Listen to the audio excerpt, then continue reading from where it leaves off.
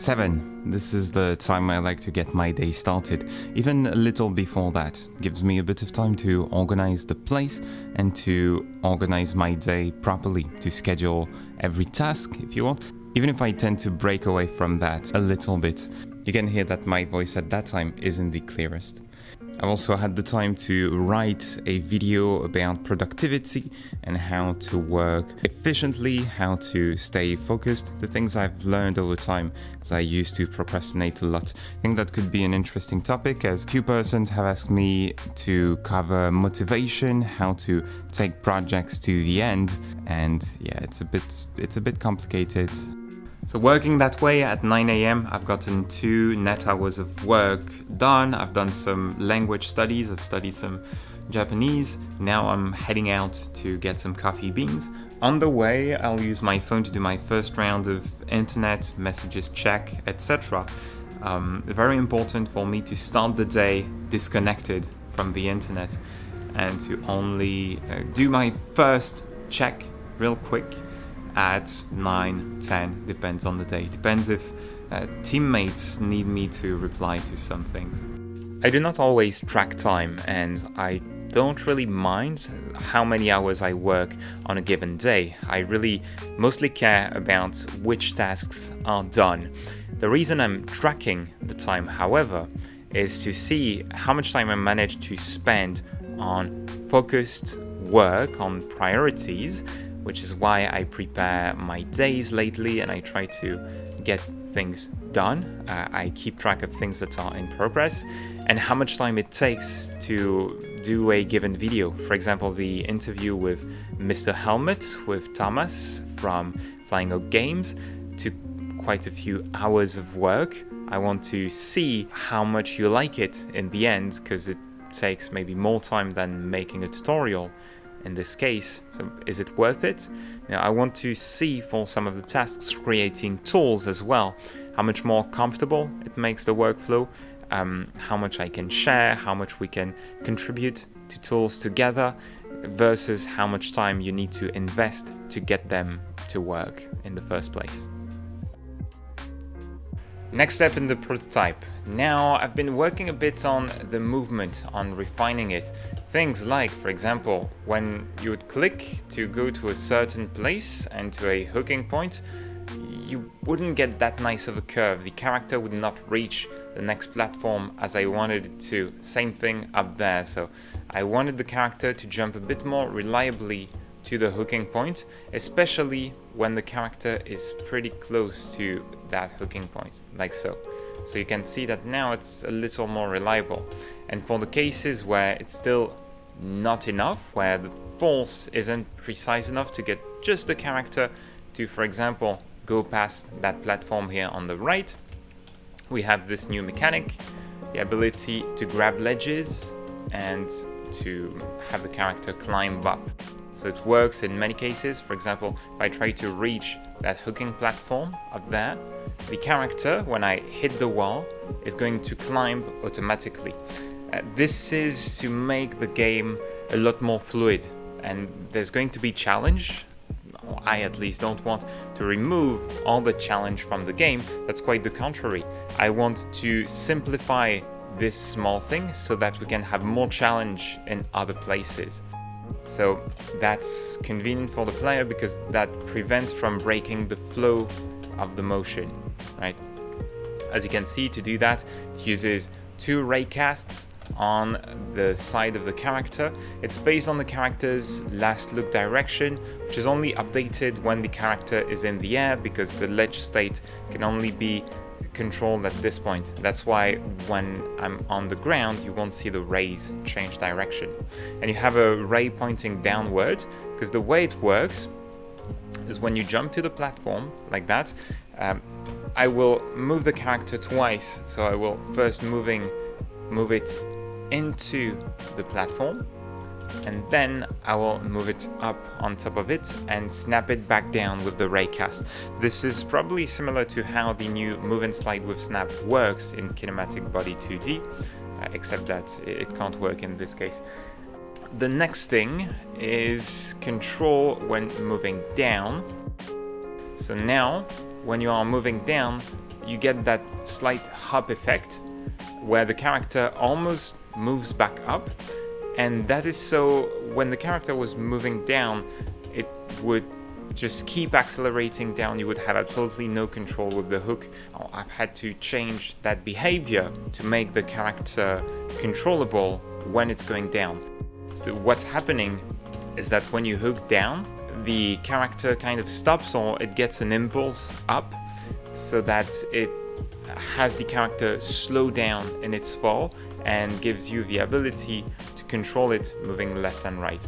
And there's another subtle change now, is that the character finally has a constant speed when it jumps, but if you use the hook, however, it can go up to a higher airspeed, slightly higher, but it really allows you to reach places that you can't reach with the jump, and it's the entire point with that game, it's to get the player to use the hook.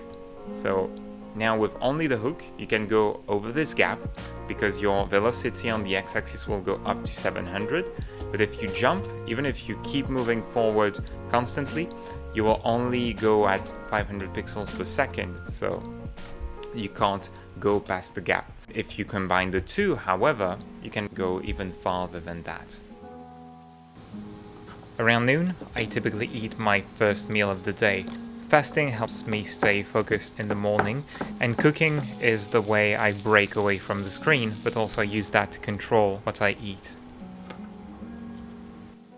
I'm starting to realize some things that have been told about management and starting to work with a team, that slowly you get more and more away from doing the tasks yourself, from coding, from those kinds of things, and a lot more into managing other people.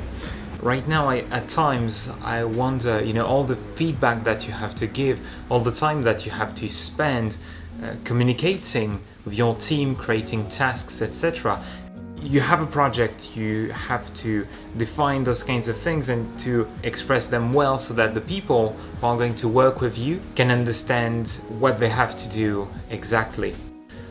Today I have to define tasks for other people to work on, especially for them to keep working while I'll be away, and it takes so much time.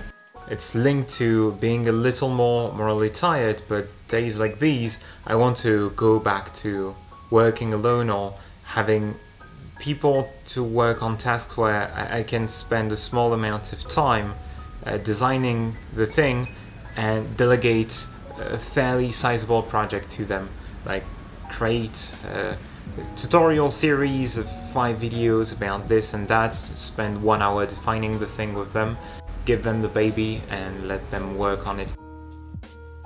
Yesterday I was making a pilot for the first tutorial based on your feedback. It's a long one. It was a request from Devlog that happened to coincide with the objectives of the Metroidvania course.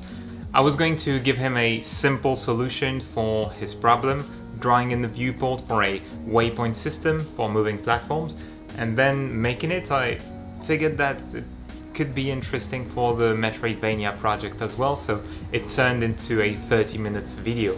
Now Henrique is working on level design, and that's quite interesting to start to see some of the improvements we need to make to the hook system. This is part of game design. You want to put your game feel in context, in the context of a real level where you have an objective, a place to reach, and you start to combine the basic building blocks of your levels together, figure out the distances, etc. on the character. And so a few things that it shows: it's super hard to chain the hook shots in the air, and this is going to lead us to teaching something quite important in the course. It's how you can store input in advance for the player, something that games do. For example, you press the button to grab a ledge or something like that. Actually, you might have pressed a few frames before you were touching the ledge, but the game records that and understands that you wanted to grab the ledge, so it will help you do that. These kinds of game design choices are here to help you focus the challenge on more interesting parts, because just missing a ledge or doing something, and then we're going to move forward with the course a little bit. I started outlining the chapters. I'm also trying to have us work on improving the quality of the tutorials on the channel. But with that, this closes it for this devlog. As usual with our projects, I feel like it's going to be done when it's done. So we're going to work slowly towards a great course. We could be making the tutorials really quickly. Just say we make the most basic Metroidvania, we take the simplest game, a Castlevania, and we just copy everything. And this is the simplest way to make tutorials. And then we do step-by-step tutorials like you can find in other courses. I want us to keep raising the bar, and this takes research and design, this takes pre-production, which we are doing right now on GitHub, you can follow everything. And this takes time. And I can't say until the end of pre-production how much time it's going to take to make the course. This is exactly how you make games as well. Actually, you do pre-production, it takes 1 month, 2 months, 3 months, 1 year. You don't know until you reach the end, and it's only at that point that you can know exactly all the content you want to put in the final game, that you know approximately how much time it will take, and often it's about as long as the pre-production. But anyway, with the budget that we got, it's normal that the course is going to take a bit longer to produce because, well, producing more and higher quality content than was planned at first during the Kickstarter. So here you can find a link to the pilot tutorial I've been working on. It's based on your feedback in the feedback form, the backers, everyone. It's a bit long, but you have the table of contents in the description, so you can just watch the parts that you are interested in. It's more like 5 tutorials in one, if you want. If you're just discovering the channel, down there you can subscribe for tutorials about game creation, and slowly I want to do more of these videos talking about the actual process of making a game, doing more devlog-like with some insights shared along the way. If you have any questions, comments below, please go ahead, ask your questions. But that said, I want to thank you kindly for watching. Be creative, have fun, let's see one another in the next one. Bye bye.